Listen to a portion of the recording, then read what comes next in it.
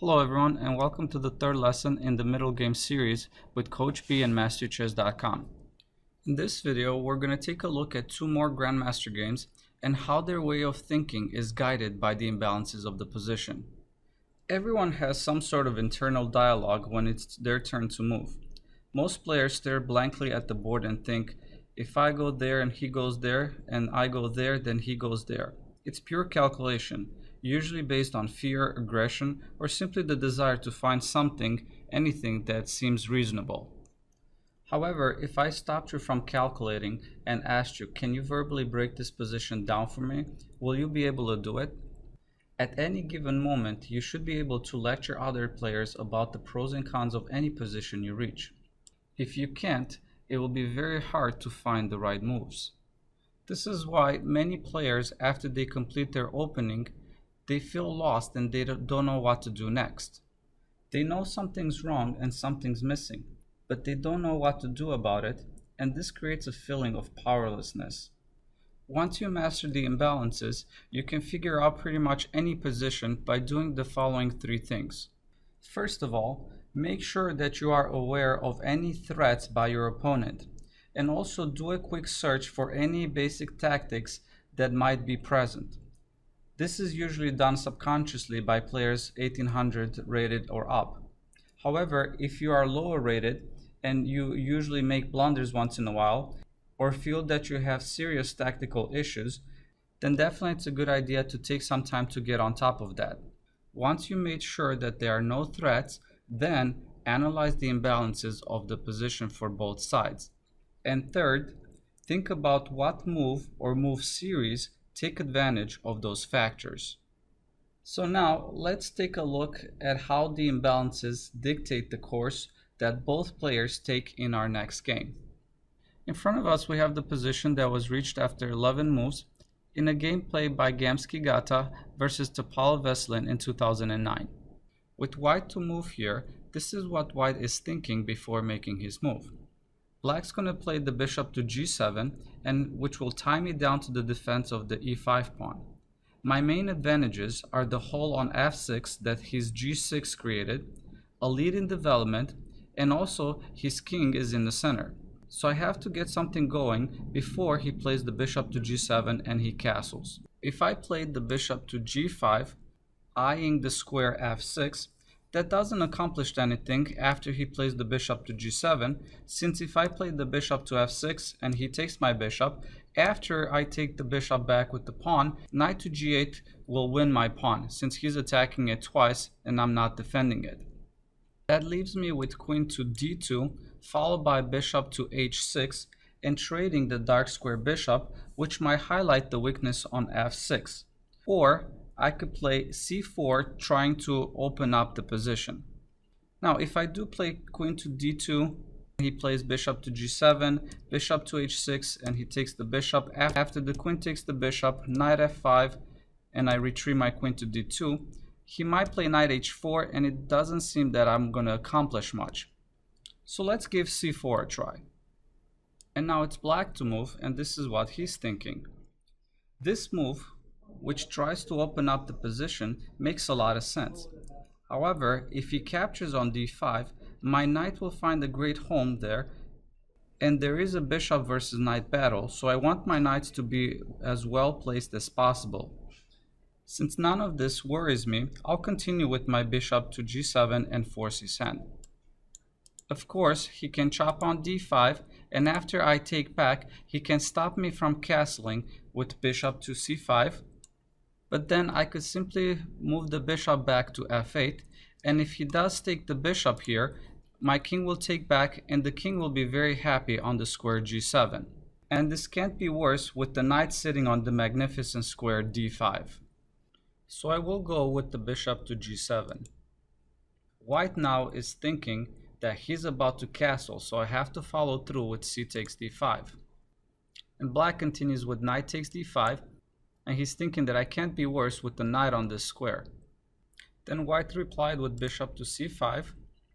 Now black is thinking that my king is in the center and I'm not going to do anything crazy like knight takes e5, because after he plays knight takes e5 and I take with the bishop, after bishop to b5 check, I'm going to have to resign.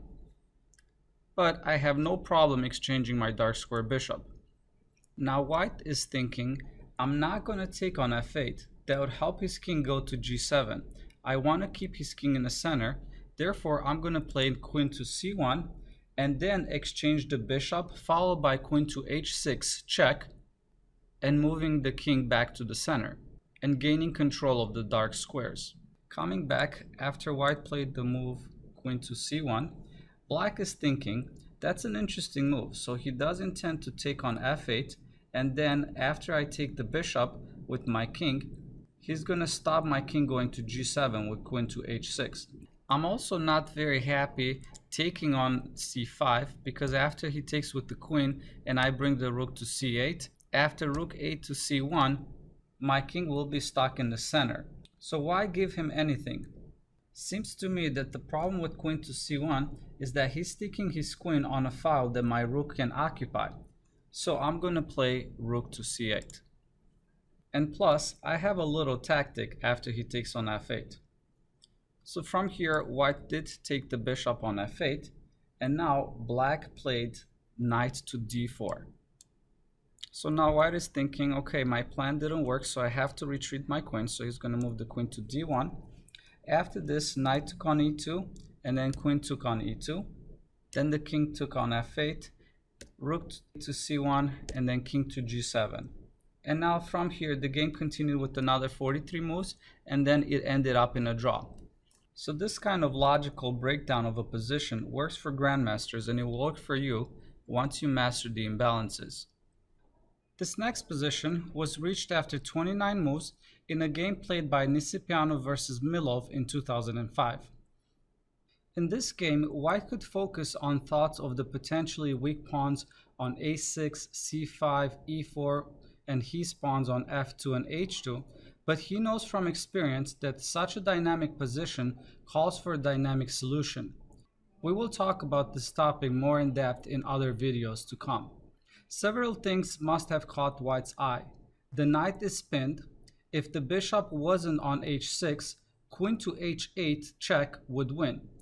If queen to f6 was possible, that would win the knight, and if d5 to d6 could be played, that would open up the a2 to g8 diagonal for white's light square bishop, a fact that might well increase the power of an attack against black's king. If we look for a move that addresses all these factors, it would be bishop to f4. But that loses to queen takes f4, the queen h8 check, king e7, queen takes g7, and then queen f2 check. So bishop to f4 is ideal if it couldn't be taken. Many players would just give up on it and play something like bishop to g5, which also embraces some of the points we've discussed.